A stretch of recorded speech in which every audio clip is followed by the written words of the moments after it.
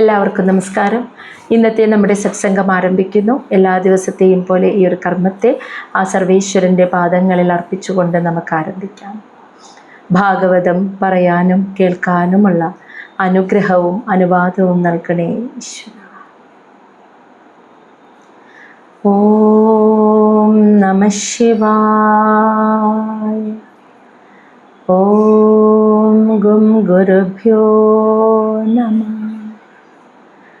ഓം നമോ നാരായണായ.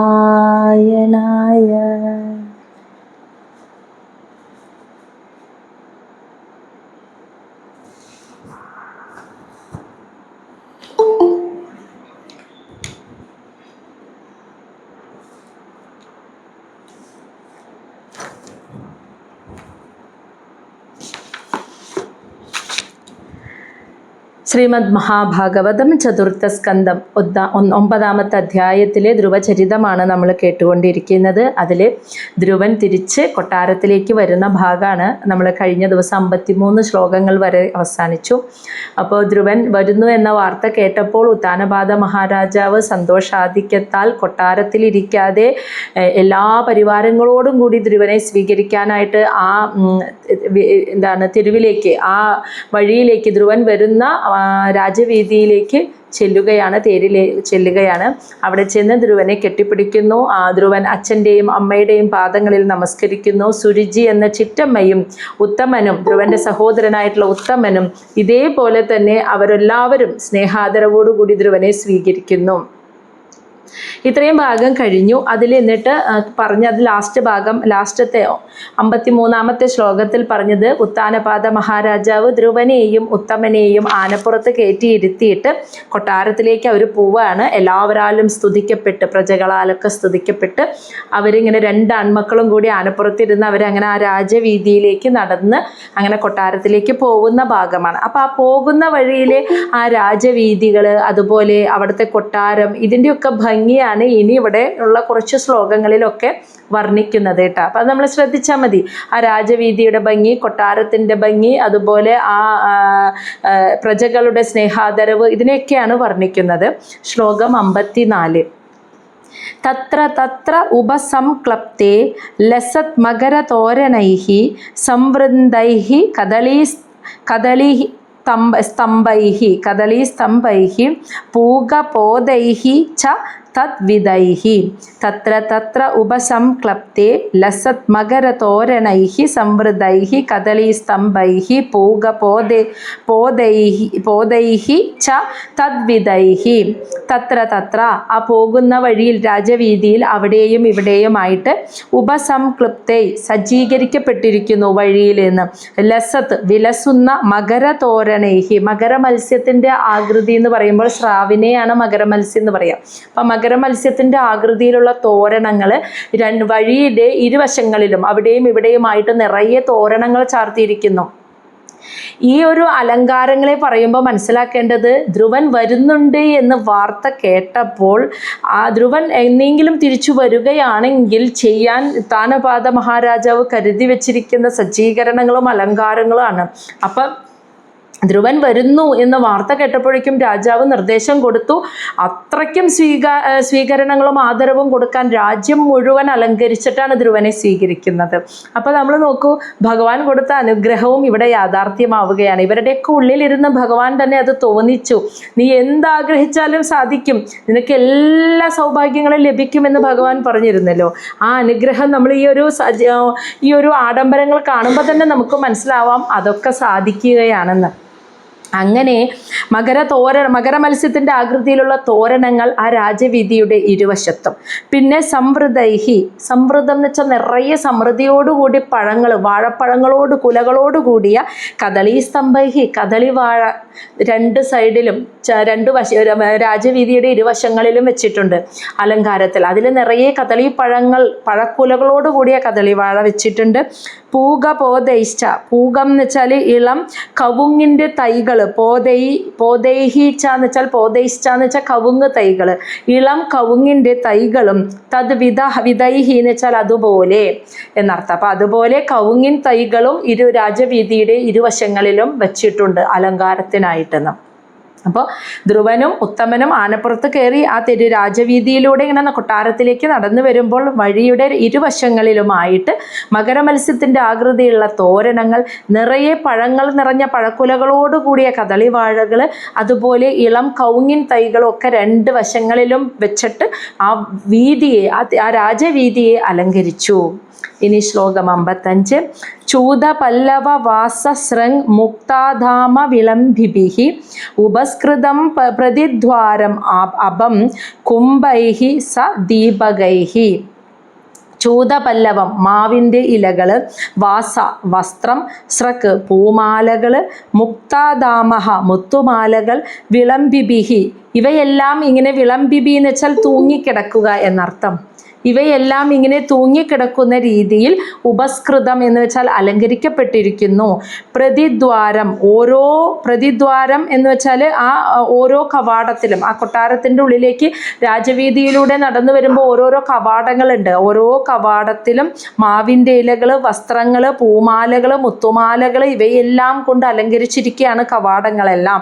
പിന്നെ ആബാം, ജലം നിറച്ച കുംഭൈഹി, ജലം നിറച്ച കുംഭങ്ങൾ വെച്ചിട്ടുണ്ട്. സ ദീപകൈ, തെളിഞ്ഞു കത്തുന്ന ദീപങ്ങൾ കൊണ്ടും രാജഗോപുരങ്ങൾ, ആ കവാടങ്ങളും അലങ്കരിച്ചിരിക്കുന്നു. അപ്പോൾ വീതിയെ, ആ രാജവീതിയെ അലങ്കരിച്ചിരിക്കുന്നു. ഇനി രാജവീതിയിലൂടെ നടന്നു വരുമ്പോൾ കാണുന്ന രാജകവാടങ്ങളുണ്ടല്ലോ, ആ കൊട്ടാരത്തിൻ്റെ കവാടങ്ങൾ, ആ കവാടങ്ങളിലൊക്കെ മാവിലകൾ, വസ്ത്രം, പൂമാല, മുത്തുമാല ഇവയൊക്കെ തൂങ്ങിക്കിടക്കുന്ന രീതിയിൽ ഭംഗിയായിട്ട് ആ കവാടം അലങ്കരിച്ചിരിക്കുകയാണ്. പിന്നെ കവാടത്തിൻ്റെ ഉമ്മറപ്പടിയിലായിട്ട് ജലം നിറച്ച കുംഭങ്ങളും വെച്ചിട്ടുണ്ട്, ദീപങ്ങളും, തെളിഞ്ഞു കത്തുന്ന ദീപങ്ങളും വെച്ച് അലങ്കരിച്ചിരിക്കുന്നു. ആ അലങ്കാര വർണ്ണനയാണ് ഇവിടെ പറയുന്നത്. ശ്ലോകം 56. പ്രകാരൈഹി ഗോപുര ആകാരൈഹി ശതകുംഭ പരിച്ഛദൈഹി സർവതഃ അലംകൃതം ശ്രീമദ്വിമാന ശിഖരദ്യുഭിഃ. പ്രാകാരൈഹി ചുറ്റുമതിലുകളോടുകൂടിയ, ഗോപുര ആകാരേ വലിയ ഗോപുരങ്ങളാകുന്ന ഗ്രഹങ്ങളുണ്ട് എന്ന്. ഇരുവശത്തും കാണുന്ന രാജവീതിയുടെ ഇരുവശത്തും ചുറ്റുമതിലുകൾ കെട്ടിയിട്ടുള്ള ഗോപുരം പോലെയുള്ള വലിയ ഗോപുരങ്ങൾ, അതായത് നമ്മൾ ക്ഷേത്രത്തിൻ്റെ മുകളിൽ വലിയ ഗോപുരം കണ്ടിട്ടില്ലേ, അതുപോലെ അഗ്രഭാഗം, ഗോപുരങ്ങളാകുന്ന അഗ്രഭാഗങ്ങളോടുകൂടിയ ഗ്രഹങ്ങൾ കാണാം ഇരുവശത്തും, ചുറ്റുമതിലുകളും ഉണ്ട്. പിന്നെ ശാതകുംഭം, അതായത് സ്വർണത്തിൻ്റെ നിറമുള്ള, പരിച്ഛദൈഹി അലങ്കാരങ്ങൾ അണിഞ്ഞിട്ടുള്ളതാണ് ഈ കൊട്ടാരങ്ങളൊക്കെ, ഈ ഗ്രഹങ്ങളൊക്കെ. പിന്നെ സർവതഃ എല്ലാ വശങ്ങളിലും അലങ്കരിച്ചിരിക്കുന്നു. ശ്രീമത് വിലപിടിപ്പുള്ള മനോഹരമായ വിമാനങ്ങളിലെ ശിഖരദ്യുഭിഃ, വിമാനത്തിൻ്റെ ശിഖരം എന്ന് പറഞ്ഞാൽ അഗ്രഭാഗം, അതുപോലെ ദ്യുഭിഃ എന്ന് വെച്ചാൽ തിളങ്ങ. ഇപ്പോൾ ഒരു വിമാനം പോകുമ്പോൾ നമുക്ക് മുഴുവൻ രൂപവും കാണാൻ പറ്റിയില്ലെങ്കിലും അതിൻ്റെ അഗ്രഭാഗത്തിലെ ഒരു തിളക്കം ശരിക്കും കാണാൻ പറ്റും. അപ്പോൾ വിമാനത്തിൻ്റെ അഗ്രഭാഗത്തുള്ള ആ ഒരു തിളക്കം, ആ തിളക്കം കണ്ടിട്ടില്ലേ, അതുപോലെ തിളങ്ങുന്ന വലിയ വലിയ വീടുകളായിരുന്നു ഈ രാജവീതിയുടെ ഇരുവശങ്ങളിലും ഉണ്ടായിരുന്നത്. ചുറ്റുമതിലുകളുണ്ടായിരുന്നു, അതുപോലെ തന്നെ ഗോപുരങ്ങളോട് കൂടിയ ഗ്രഹങ്ങളായിരുന്നു ഉണ്ടായിരുന്നത്. സ്വർണത്തിൻ്റെ ഉപകരണങ്ങൾ കൊണ്ട് അലങ്കരിച്ചിരിക്കുന്ന ഗ്രഹങ്ങളായിരുന്നു ഇങ്ങനെയൊക്കെ. അപ്പം ഗോപുരങ്ങൾ സ്വർണം കൊണ്ട് അലങ്കരിച്ചതുമായ ചുറ്റുമതിലുകളോട് കൂടിയ വിമാനത്തിൻ്റെ അഗ്രം പോലെ തിളങ്ങുന്ന വീടുകൾ, ഗ്രഹങ്ങൾ ഈ രാജവീതിയുടെ ഇരുവശങ്ങളിലും ഉണ്ടായിരുന്നു. അപ്പോൾ ധ്രുവൻ നടന്നു വരുമ്പോൾ കാണുന്ന ധ്രുവൻ്റെ കണ്ണുകളിലൂടെ ധ്രുവൻ കാണുന്ന കാഴ്ചകളെയാണ്, ആ അലങ്കാരങ്ങളെയാണ് ഇവിടെ വർണ്ണിക്കുന്നത്. ശ്ലോകം 57. മൃഷ്ട ചത്വര രഥ്യ അട്ട മാർഗം ചന്ദന ചർച്ചിതം ലജ്ജാ അക്ഷതൈഹി പുഷ്പഫലൈ തണ്ടുലൈഹി ബലിഭിഹി യുതം. മൃഷ്ടം പൂർണ്ണമായും വൃത്തിയാക്കിയ, ചത്വരം അങ്കണം, ഈ വീടിൻ്റെയൊക്കെ മുറ്റുണ്ടല്ലോ, അങ്കണം എന്ന് വെച്ചാൽ മുറ്റഭാഗം പൂർണ്ണമായിട്ടും മൃഷ്ടചത്വരഹ, നല്ല വൃത്തിയാക്കിയിട്ടിരിക്കുന്ന മുറ്റമാണ് ഇതിൻ്റെ ഗ്രഹങ്ങളുടെയൊക്കെ മുറ്റം. രഥ്യ എന്ന് വെച്ചാൽ പെരുവഴി, ഇനി വഴിയോ, അട്ടഹ ഉയർന്ന വഴിയും അതുപോലെ തന്നെ വൃത്തിയാക്കിയിരിക്കുന്നു. അട്ടഹ എന്ന് വെച്ചാൽ വഴിയിലൊക്കെ, അട്ട എന്ന് വെച്ചാൽ ഉയർന്ന ഇരിപ്പിടങ്ങൾ, വഴിയാത്രക്കാർക്ക് ക്ഷീണം തോന്നുമ്പോൾ ഇരിക്കാനുള്ള ഇരിപ്പിടങ്ങളുണ്ട്. മാർഗം ഇടവഴികളിലൊക്കെ. പിന്നെ ചന്ദന ചർച്ചിതഹം, ചന്ദന തൈലം തെളിച്ചിരിക്കുന്നു വഴിയിലൊക്കെ. അപ്പം നല്ല സുഗന്ധമാണ് നടന്നു വരുമ്പോൾ രാജവീതിയിൽ. പിന്നെ ലാജ അരി, അതുപോലെ അക്ഷതേ എന്നുവെച്ചാൽ ധാന്യങ്ങൾ, പുഷ്പങ്ങൾ, ഫലൈ പഴങ്ങൾ, തണ്ടുലൈ എന്ന് വെച്ചാൽ ഈ ഗോതമ്പ് പോലെയുള്ള ധാന്യങ്ങൾ, ഇവയെല്ലാം ബലിദിഹി ബലിതർപ്പണവും യൂതം ചെയ്തിരിക്കുന്നു അവിടെയൊക്കെ. അപ്പോൾ വഴികളിലൊക്കെ പുഷ്പങ്ങൾ, ഫലങ്ങൾ, ധാന്യങ്ങൾ, അരിമണി, ഗോതമ്പ് തുടങ്ങിയവ കൊണ്ടൊക്കെ ഇങ്ങനെ തർപ്പണം ചെയ്തിരിക്കുക ആ രാജവീതി മുഴുവനെന്ന്.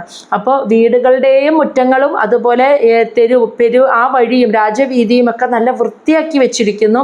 ആളുകൾക്ക് ഇരിക്കാൻ രാജവീതിയിൽ ഇരുവശങ്ങളിലും ഇരിപ്പിടങ്ങൾ അറേഞ്ച് ചെയ്തിരിക്കുന്നു. ചന്ദന തൈലം തെളിച്ചിരിക്കുകയാണ് വഴിയിൽ, അതുകൊണ്ട് നല്ല സുഗന്ധവുമാണ്.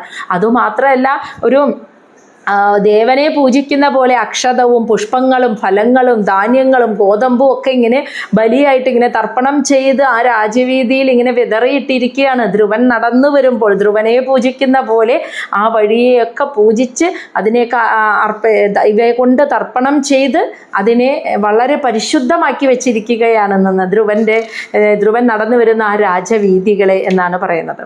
ശ്ലോകം 58 59 ഒരുമിച്ച്. ധ്രുവായപതി ദൃഷ്ടായ തത്ര തത്ര പുരസ്ത്രിയഃ സിദ്ധാർത്ഥ അക്ഷതഃ ദദി അംബു ദുർവാ പുഷ്പഫലാനി ച ഉപജഹ്രു പ്രയുജ്ഞാന വാത്സല്യാത് ആശിഷഃ സതി ശൃണ്വൻ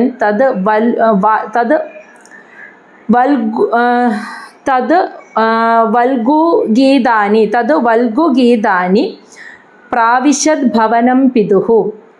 ധ്രുവായ പതി ദൃഷ്ടായ തത്ര തത്ര പുരസ്ത്രിയഃ സിദ്ധാർത്ഥ അക്ഷതഃ ദദി അംബു ദുർവ പുഷ്പഫലാനി ച ഉപജഹ്രു പ്രയുജ്ഞാന വാത്സല്യാത് ആശിഷഃ സതീഃ ശൃണ്വൻ തദ് വൽഗുഗീതാനി പ്രാവിശദ് ഭവനം പിതുഃ. അങ്ങനെ ധ്രുവനെ പതി എന്ന് വെച്ചാൽ ആ രാജവീതിയിൽ, ദൃഷ്ടായ കണ്ടു എന്ന്, തത്ര അവിടെയും ഇവിടെയും, പുരസ്ത്രീയഃ സതി ആ കൊട്ടാരത്തിലെ ആ രാജ്യത്തിലെ സ്ത്രീകൾ ഉണ്ടല്ലോ, ഓരോരോ വീടുകളിലെ സ്ത്രീകളും ബന്ധുമിത്രാദികളായിട്ടുള്ള സ്ത്രീകളും, സതി എന്ന് വെച്ചാൽ പുണ്യസ്ത്രീകൾ, ആ പുണ്യവതികളായിട്ടുള്ള സ്ത്രീകൾ ധ്രുവൻ ആ രാജവീതിയിലൂടെ നടന്നു വരുമ്പോൾ അവരവിടെയും ഇവിടെയും റോഡിൻ്റെ ആ വഴിയുടെ ഇരുവശങ്ങളിലാണ്. അതാണ് തത്ര ഇരുവശങ്ങളിലുമായിട്ട് നിന്നിട്ട് ധ്രുവനെ അവർ കണ്ടു. അപ്പോൾ സിദ്ധാർത്ഥ എന്ന് വെച്ചാൽ വെളുത്ത കടുക് എന്നർത്ഥം, അക്ഷതഃ എന്ന് വെച്ചാൽ അരിമണി, ദതി എന്ന് വെച്ചാൽ തൈര്, അമ്പു ജലം, ദുർവ പുതുതായി വളർന്ന പുല്ല്, പുഷ്പഫലാനി പൂക്കളും ഫലങ്ങളും, ഇവയെല്ലാം അവർ ഉപജഹ്രു ധ്രുവൻ്റെ മേലേക്ക് ചൊരിഞ്ഞു എന്ന്. അതായത് നമ്മളൊരു എന്താ പറയുക, അർച്ചിക്കുക എന്ന് പറയില്ലേ, നീ അഭിഷേകം ചെയ്യുക എന്നൊക്കെ പറയുന്ന പോലെ കുടുംബത്തിലെയും ആ നാട്ടിലെ പുണ്യവതികളായിട്ടുള്ള സ്ത്രീകളൊക്കെ ധ്രുവനെ കാണാൻ ആ രാജവീതിയുടെ ഇരുവശങ്ങളിലായിട്ട് വന്നു നിന്നു. അവർ ധ്രുവൻ വരുന്നത് കണ്ടപ്പോൾ വെളുത്ത കടുക്, അതുപോലെ നെല്ല്, അതുപോലെ തൈര്, ജലം, അതുപോലെ പുതുതായി മുളച്ചു പൊന്തിയ പുല്ല്, പൂക്കള്, ഫലങ്ങളൊക്കെ ധ്രുവൻ്റെ മേലേക്ക് ഉപജഹ്രു എന്ന് വെച്ചാൽ ചൊരിഞ്ഞു. അങ്ങനെ ധ്രുവനെ അഭിഷേകം ചെയ്യുന്നത് പോലെ, അർച്ചിക്കുന്നത് പോലെ ചൊരിഞ്ഞു. പ്രയുജ്ഞാന എന്ന് വെച്ചാൽ എന്നിട്ട് അവർ പറഞ്ഞു എന്ന് ഉച്ചരിച്ചു. വാത്സല്യാത് ആശിഷഃ സതി അവരുടെ സ്നേഹവാത്സല്യത്തോടു കൂടി ധ്രുവനെ വിളിച്ചുകൊണ്ട് അവർ പറയാണ്, ധ്രുവനെ സ്നേഹത്തോടു കൂടി അവർ വിളിച്ചു. ശൃണ്വൻ തത് വൽഗുഗീതാനി, ശൃണ്വൻ എന്ന് വെച്ചാൽ കേൾക്കുക, തത് അവരുടെ, വൽഗു എന്ന് വെച്ചാൽ വളരെ സന്തോഷം നിറഞ്ഞ, ഗീതാനി ആ പാട്ടുകൾ കേട്ടുകൊണ്ട്. അപ്പോൾ ആ സ്നേഹത്തോടു കൂടി അവർ ധ്രുവനെ വാത്സല്യത്തോടു കൂടിയിട്ട് വന്ന് കെട്ടിപ്പിടിച്ച് അവർ ധ്രുവനോടുള്ള സ്നേഹം കൊണ്ട് പാടുന്ന വാത്സല്യം നിറഞ്ഞ ആ പാട്ടുകൾ, അതാണ് തത് അവരുടെ വൽഗുഗീതാനി വളരെ സന്തോഷവും വാത്സല്യവും നിറഞ്ഞ ആ പാട്ടുകൾ കേട്ടിട്ട് പ്രാവിശദ് ഭവനം പിതു ധ്രുവൻ പിതാവിൻ്റെ ഗ്രഹത്തിലേക്ക് പ്രവേശിച്ചു. അപ്പോൾ കൊട്ടാരത്തിനകത്തേക്ക് പ്രവേശിച്ചു എന്നർത്ഥം. അപ്പോൾ രാജവീതികൾ, ഇരുവശങ്ങളിലുള്ള ഗ്രഹങ്ങൾ, അവിടെ നിൽക്കുന്ന ആളുകളെയൊക്കെ വർണ്ണിച്ച് ആ മുറ്റം അതൊക്കെ വർണ്ണിച്ചിട്ട് അങ്ങനെ ധ്രുവനെ കാണാൻ വേണ്ടി കാത്തു നിൽക്കുന്ന സ്ത്രീകളെല്ലാം ധ്രുവനെ അഭിഷേകം ചെയ്തുകൊണ്ടും വാത്സല്യപൂർവ്വം കെട്ടിപ്പിടിച്ചും അവർ പാടിയ സ്നേഹം നിറഞ്ഞ ആ പാട്ടുകൾ, ആ ഗീതങ്ങൾ കേട്ടുകൊണ്ട് ധ്രുവൻ അങ്ങനെ രാജകൊട്ടാരത്തിലേക്ക്, പിതാവിൻ്റെ ഗ്രഹത്തിലേക്ക് പ്രവേശിച്ചു. ശ്ലോകം 60. മഹാമണിവ്രാതമയേ സ തസ്മിൻ ഭവന ഉത്തമേ ലളിതഃ നിതരാം പിത്ര ന്യവസദ് ദിവി ദേവവത്. മഹാമണി, വളരെ വിലപിടിപ്പുള്ള രത്നങ്ങൾ. അപ്പം ഇനി കൊട്ടാരത്തിൻ്റെ വർണ്ണനയാണ് കേട്ടോ. വളരെ വിലപിടിപ്പുള്ള രത്നങ്ങൾ. വ്രാതഹ, അത് ആ രത്നങ്ങളുടെ കൂട്ടത്താൽ മയേ അലങ്കരിക്കപ്പെട്ടിരിക്കുന്ന സഹ, ആ ധ്രുവൻ. അപ്പോൾ ധ്രുവനെ കുറേ ആഭരണങ്ങളൊക്കെ അണിയിച്ചിട്ടുണ്ട്. അപ്പോൾ നിറയെ വിലപിടിപ്പുള്ള രത്നങ്ങൾ കൊണ്ട് അലങ്കരിക്കപ്പെട്ടിരിക്കുന്ന തസ്മിൻ, ധ്രുവനെയല്ല, തസ്മിൻ ഭവന ഉത്തമം, ആ മനോഹരമായ ഗ്രഹത്തിലേക്ക്, അതിലേക്ക്, തസ്മിൻ എന്ന് വെച്ചാൽ ആ ഗ്രഹത്തിലേക്ക്, വളരെ മനോഹരമായ ഗ്രഹത്തിലേക്ക് സഹ, ആ ധ്രുവൻ അങ്ങനെ കയറി വരികയാണ്. ലളിതഹ നിതരാം പിത്ര, പിതാവിനാൽ ലാളിതഹ നിതരാം, ലാളിക്കപ്പെട്ടിട്ട്, നിതരാം എന്ന് വെച്ചാൽ വളരെ നന്നായിട്ട് പിതാവിനാൽ ലാളിക്കപ്പെട്ടുകൊണ്ട് ധ്രുവൻ അങ്ങനെ വന്ന് ദിവി ദേവവത്, ദേവലോകത്ത് ദേവന്മാർ കഴിയുന്നതിന് തുല്യമായിട്ട്, അത്രയും അത്യാഡംബരത്തോടും സുഖത്തോടും കൂടി നവസത്, ധ്രുവൻ അങ്ങനെ കൊട്ടാരത്തിൽ ജീവിച്ചു എന്ന. അപ്പോൾ കൊട്ടാരത്തിൻ്റെ വർണ്ണനയാണ്. വളരെ വിലപിടിപ്പുള്ള രത്നങ്ങൾ പതിപ്പിച്ച് കൊണ്ടുള്ള അത്രയും മനോഹരമായ ആ കൊട്ടാരത്തിലേക്ക്, ഉത്തമമായ ആ ഭവനത്തിലേക്ക് ധ്രുവൻ പ്രവേശിച്ചു. തൻ്റെ പിതാവിനാൽ അത്യധികം ലാളിക്കപ്പെട്ടുകൊണ്ട്, ദേവന്മാർ ദേവലോകത്ത് എങ്ങനെയാണോ കഴിയുന്നത് അതേ സുഖത്തോടു കൂടി ധ്രുവൻ പിന്നെ ആ അച്ഛനോടൊപ്പം ആ കൊട്ടാരത്തിൽ ജീവിച്ചു. ശ്ലോകം 61. അപ്പോൾ ഭഗവാൻ പറഞ്ഞതൊക്കെ സംഭവിച്ചുകൊണ്ടിരിക്കുകയാണ് അല്ലേ. 61. പയ ഫേനനിഭ ശയ്യ ദത്ത രുക്മ പരിച്ഛദ ആസനാനി മഹാ അർഹാണി യത്ര രൗക്മ ഉപസ്കരഃ.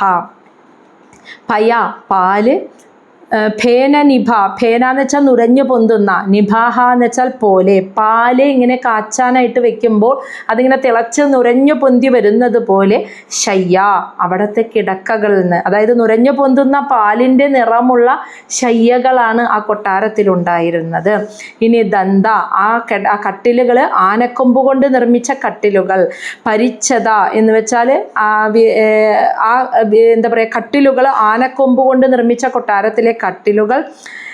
പിന്നെ വരുന്നത് ആസനാനി, ഇരിപ്പിടങ്ങൾ. മഹാ അർഹാണി, അതായത് വളരെ വിലമതിപ്പുള്ള രത്നങ്ങൾ പതിപ്പിച്ച, രൗക്മ സ്വർണ്ണ നിർമ്മിതമായ രത്നങ്ങൾ പതിപ്പിച്ച ഇരിപ്പിടങ്ങളും ഉപസ്കര ഉപകരണങ്ങളുമാണ് കൊട്ടാരത്തിലുണ്ടായിരുന്നത്. അപ്പോൾ നുരഞ്ഞു പൊന്തുന്ന പാല് പോലെ അത്രയ്ക്കും മാർദ്ദവമുള്ള മൃദുവായിട്ടുള്ള ശയ്യകൾ, ആനക്കൊമ്പ് കൊണ്ട് നിർമ്മിച്ച കട്ടിലുകൾ, അതുപോലെ തന്നെ ഇരിപ്പിടങ്ങൾ. അവിടുത്തെ അകത്തളങ്ങളിലൊക്കെ മനോഹരമായി സ്വർണം പതിപ്പിച്ച, രത്നങ്ങൾ പതിപ്പിച്ച ഇരിപ്പിടങ്ങൾ, അതുപോലെയുള്ള മറ്റു ഉപകരണങ്ങളൊക്കെ ആ കൊട്ടാരത്തിൽ ഉണ്ടായിരുന്നു എന്ന് പറയുന്നു. ശ്ലോകം 62. യത്ര, ശ്ലോകം 62. യത്ര സ്ഫടിക കുഢ്യേഷു മഹാമാരകതേഷു ച മണിപ്രദീപ ആഭാന്തി ലലനാരത്ന സംയുത.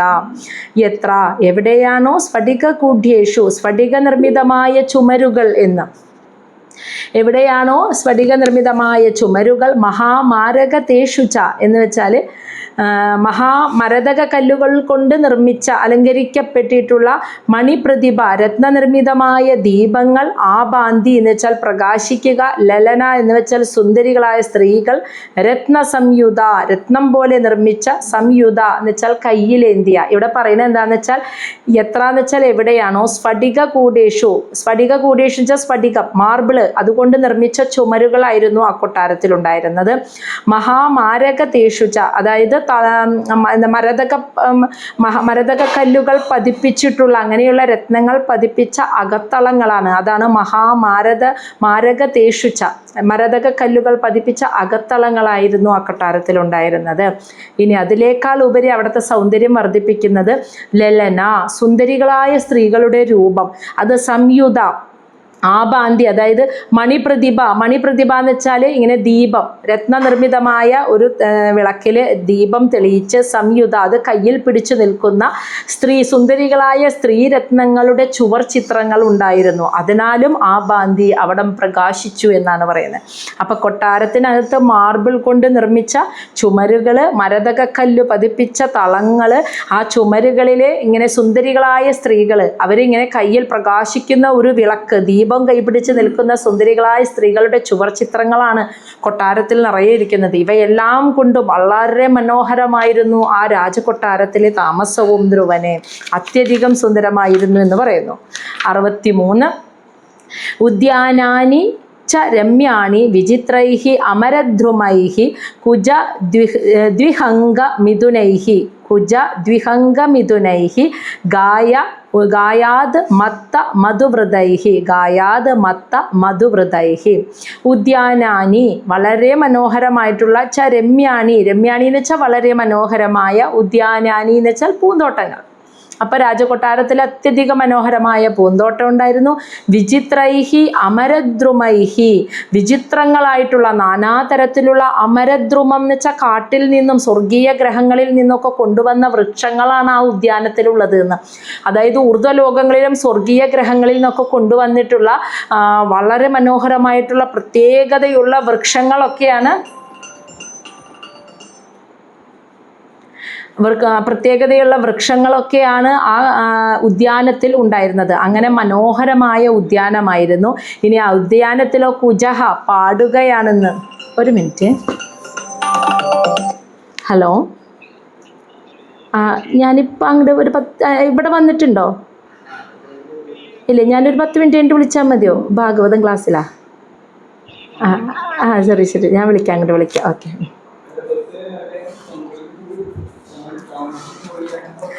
അപ്പോൾ കുജ എന്ന് വെച്ചാൽ പാട്ട് പാടുക. അതുപോലെ ദ്വിഹംഗ എന്ന് വെച്ചാൽ പക്ഷികൾ. മിഥുനൈ ഇണകളോടുകൂടി, പക്ഷികൾ അവയുടെ ഇണകളോടുകൂടി ഇരുന്ന് ഉറക്കെ പാട്ട് പാടുന്നു. അതുപോലെ ഗായാത് മൂളിപ്പാട്ടുകൾ. മത്ത അതായത് ഉന്മത്താവസ്ഥയിലായ മധുവ്രതൈഹി അതായത് തേനീച്ചകൾ, തേൻ കുടിച്ച് ഉന്മത്തമായിരിക്കുന്ന തേനീച്ചകളുടെ മൂളലിൻ്റെ ശബ്ദം, അത് ഇണകളോടുകൂടി ഇരിക്കുന്ന പക്ഷികളുടെ പാട്ടുകൾ ആ ഉദ്യാനത്തിൽ നിന്ന് കേൾക്കാം. സ്വർഗീയ ഗ്രഹങ്ങളിൽ നിന്നൊക്കെ കൊണ്ടുവന്ന വിശേഷമായ വൃക്ഷങ്ങൾ വെച്ച് പിടിപ്പിച്ച അതിമനോഹരമായ പൂന്തോട്ടവുമായിരുന്നു ഉത്താനപാദ മഹാരാജാവിൻ്റെ കൊട്ടാരത്തിൽ ഉണ്ടായിരുന്നത്. ഇതിനെയൊക്കെ ആസ്വദിച്ചുകൊണ്ടുള്ള ഒരു ജീവിതമായിരുന്നു ധ്രുവനുണ്ടായിരുന്നത്. ശ്ലോകം 64. വാപ്യ വൈഡൂര്യ സോപാനഃ പത്മ ഉത്പല കുമുദ്വദിഃ ഹംസ കാരണ്ഡവ കുലൈഃ ജുഷ്ടാ ചക്രാഹ്വ സാരസൈഃ. വാപ്യഃ വൈഡൂര്യ സോപാനഃ പത്മ ഉത്പല കുമുദ്വദിഃ ഹംസ കാരണ്ഡവ കുലൈഃ ജുഷ്ടാഹ ചക്രാഹ്വ സാരസൈഃ. വാപ്യ തടാകങ്ങൾ. അപ്പോൾ ഉദ്യാനം കഴിഞ്ഞു, കൊട്ടാരത്തെ വർണ്ണിച്ചു. ഇനി ആ കൊട്ടാരത്തിലെ തടാകങ്ങൾ. വൈഡൂര്യങ്ങൾ. സോപാന വൈഡൂര്യം കൊണ്ടുള്ള പടിക്കെട്ടുകൾ നിർമ്മിച്ചിട്ടുള്ള കൊട്ടാരമായിരുന്നു എന്ന്. ആ കൊട്ടാരത്തെ പടിക്കെട്ടുകൾ നിർമ്മിച്ച തടാകങ്ങൾ. വാപ്യ എന്ന് വെച്ചാൽ തടാകങ്ങളായിരുന്നു. വൈഡൂര്യം കൊണ്ടുള്ള പടിക്കെട്ടുകൾ നിർമ്മിച്ചിട്ടുള്ള തടാകങ്ങളായിരുന്നു. പത്മ ആ തടാകത്തിൽ താമരകളുണ്ട്. ഉത്പല നീലത്താമരകളുണ്ട്. കുമുദ്വതി വെള്ള ആമ്പലുകളും നിറയെ ഉണ്ടായിരുന്നു. ഇനി അത് പുഷ്പങ്ങൾ. ഇനി ഹംസം അരയന്നങ്ങൾ. കാരണ്ഡവ താറാവുകൾ. കുലൈഹി അവ കൂട്ടം കൂട്ടമായിട്ട് ആ തടാകത്തിൽ ഉണ്ടായിരുന്നു. ജുഷ്ട എന്ന് വെച്ചാൽ വസിക്കുന്നുണ്ടായിരുന്നു. ഇനി ചക്രാഹ്വ അതായത് ചക്രവാകം, താറാവിൻ്റെ മറ്റൊരു വർഗത്തിൽപ്പെട്ട പക്ഷി, ചക്രവാക പക്ഷി. അതും സാരസൈഹി വെള്ളക്കൊറ്റികളാലും അവിടെ നിറഞ്ഞിരുന്നു എന്ന്.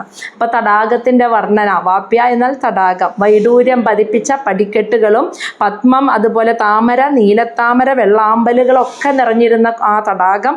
അവിടെ അരയന്നങ്ങൾ, താറാവുകളൊക്കെ കൂട്ടം കൂട്ടമായി വസിക്കുന്നു.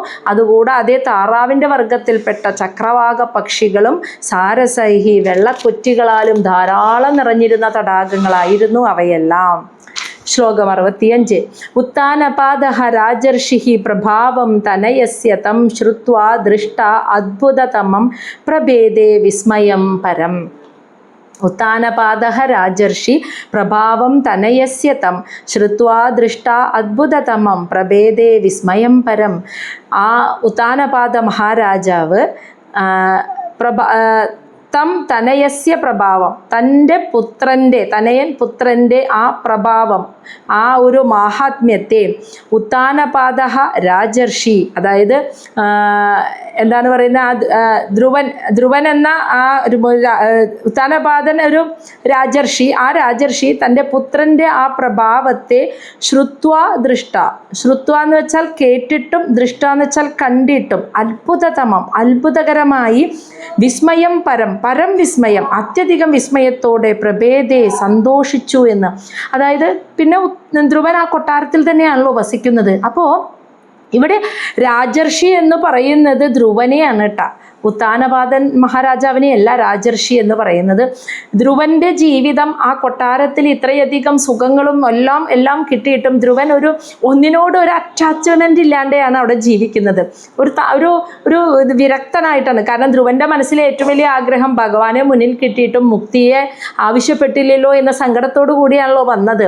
അപ്പോൾ ആ വരുന്ന വഴിയിൽ ഇതൊക്കെ സൗഭാഗ്യങ്ങൾ കൊടുത്തിട്ടും ധ്രുവനെ അങ്ങോട്ട് അതിലൊരു ആസക്തി ധ്രുവന് വന്നില്ല. അതുകൊണ്ട് രാജർഷിയായിട്ടുള്ള ആ ധ്രുവന്റെ പടിപടിയായിട്ട് അവൻ വളർന്നു വലുതാകുമ്പോൾ തൻ്റെ പുത്രൻ്റെ അത്ഭുതകരമായിട്ടുള്ള ആ ഒരു പ്രഭാവം, അവൻ്റെ മഹത്വം കണ്ടും കേട്ടും മനസ്സിലാക്കിയ പിതാവായ ഉത്താനപാദ മഹാരാജാവ് വിസ്മയം പൂണ്ടു, അത്ഭുതപ്പെട്ടു, സന്തോഷത്തോടു കൂടി നിന്നു എന്നാണ്.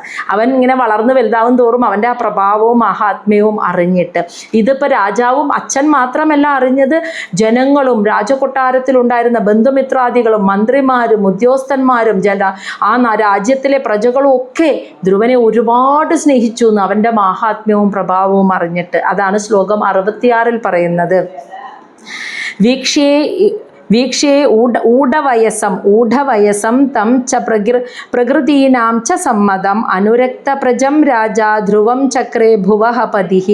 വീക്ഷേ എന്ന് വെച്ചാൽ കണ്ടു, കണ്ടതിന് ശേഷം ഊഢവയസം എന്ന് വെച്ചാൽ ധ്രുവൻ ഇങ്ങനെ വളർന്ന് വലുതായി ആ ഒരു യൗവനത്തിലേക്കൊക്കെ എത്തിയപ്പോൾ, അതാണ് ഊഢവയസം എന്ന് പറഞ്ഞത്. പ്രായപൂർത്തി വന്നിട്ടുള്ള ആ ഒരു പക്വത ധ്രുവന് വന്നത് വീക്ഷേ, പിതാവ് കണ്ടു. അത് കണ്ടതിന് ശേഷം പ്രകൃതീനാം ച സമ്മതം, അതുമാത്രമല്ല പ്രകൃതീനാം എന്ന് വെച്ചാൽ എല്ലാവരുടെയും, ആ കൊട്ടാരത്തിൽ താമസിക്കുന്ന ബന്ധുമിത്രാദികളുടെയും മന്ത്രിമാരുടെയും ഉദ്യോഗസ്ഥന്മാരുടെയും ഒക്കെ സമ്മതം, അവർക്കൊക്കെ ധ്രുവൻ അത്രയ്ക്കും സമ്മതനായിരുന്നു, അത്രയ്ക്കും ഇഷ്ടമായിരുന്നു.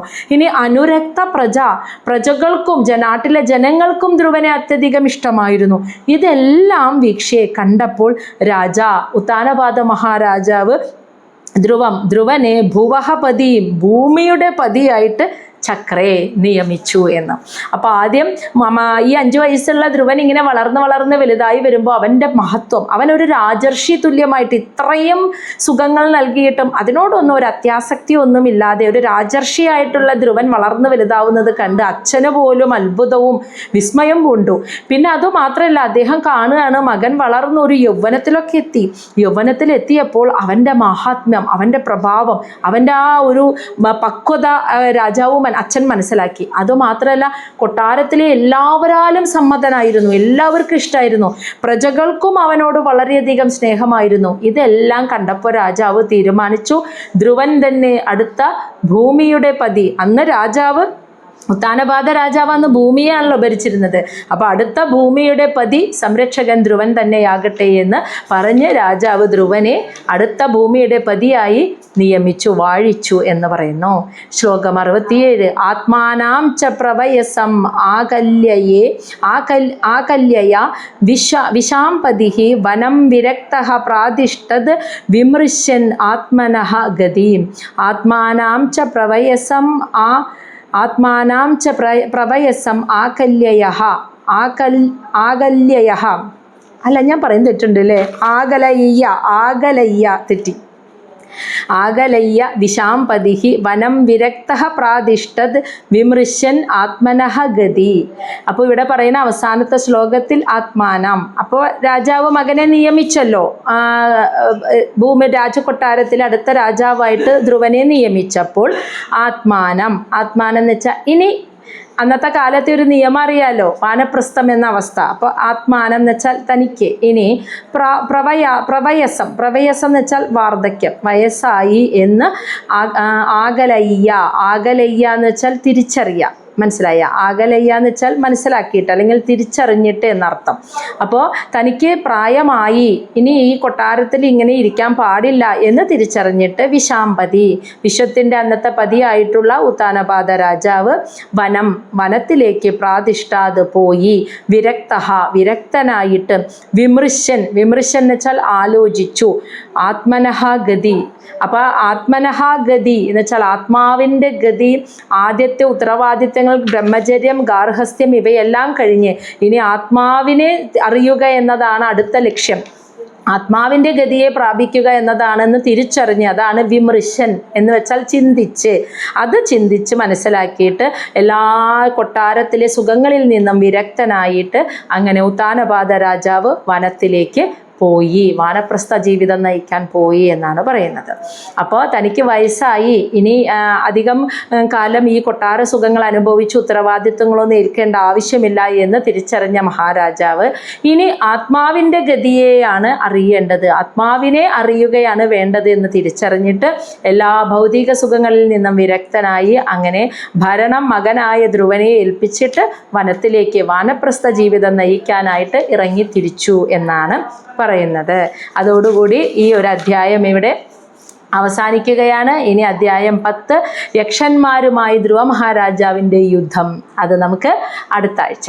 അപ്പം ധ്രുവൻ്റെ ബാല്യം കഴിഞ്ഞു, തപസ് കഴിഞ്ഞു, അനുഗ്രഹങ്ങൾ കണ്ടു നമ്മൾ, അതെല്ലാം കഴിഞ്ഞ് കൊട്ടാരത്തിലേക്ക് തിരിച്ചു വരുന്നു, എല്ലാവരാലും സ്വീകാര്യനാവുന്നു, എല്ലാ സുഖങ്ങളോടുകൂടി ഭഗവാൻ എന്തൊക്കെ പറഞ്ഞോ അതൊക്കെ ധ്രുവൻ ഇപ്പം ഇങ്ങനെ അനുഭവിച്ചു കൊണ്ടിരിക്കുകയാണ്. അതെല്ലാം അനുഭവിച്ചും അങ്ങനെ ധ്രുവൻ്റെ ആ പക്വതയും പ്രാപ്തിയും കണ്ട് അച്ഛൻ ധ്രുവനെ അടുത്ത രാജാവാക്കി ഭൂമിയുടെ പതിയായിട്ട് നിയമിക്കുകയും ചെയ്ത് അങ്ങനെ ഉത്താനപാദ മഹാരാജാവ് വനത്തിലേക്ക് വാനപ്രസ്ഥത്തിനായി പോയി. അന്നത്തെ കാലം അതാണ്, അതുകൊണ്ടാണ് ആ വാനപ്രസ്ഥ ജീവിതം. കലിയുഗമാണെങ്കിൽ അത് എല്ലാത്തിൽ നിന്നും ഒരു വിരക്തിയോടുകൂടി ഇരിക്കുക എന്ന ഒരർത്ഥത്തിൽ അതിനെ മനസ്സിലാക്കാം. അങ്ങനെ ഈ ഒരു അധ്യായം ഇവിടെ അവസാനിച്ചു. ഇനി നമ്മൾ ധ്രുവൻ രാജ്യം ഭരിക്കുന്നതും അപ്പോഴുണ്ടാകുന്ന പ്രശ്നങ്ങൾ വരുന്നതും നമുക്കറിയാം. 36,000 വർഷമാണ് ധ്രുവന് ജീവിക്കേണ്ടത് ഇനി ഇവിടെ. അപ്പം ആ കാര്യങ്ങളെക്കുറിച്ചാണ് ഇനി അടുത്ത അധ്യായത്തിൽ നമ്മൾ മനസ്സിലാക്കാൻ പോകുന്നത്. നമസ്തേ.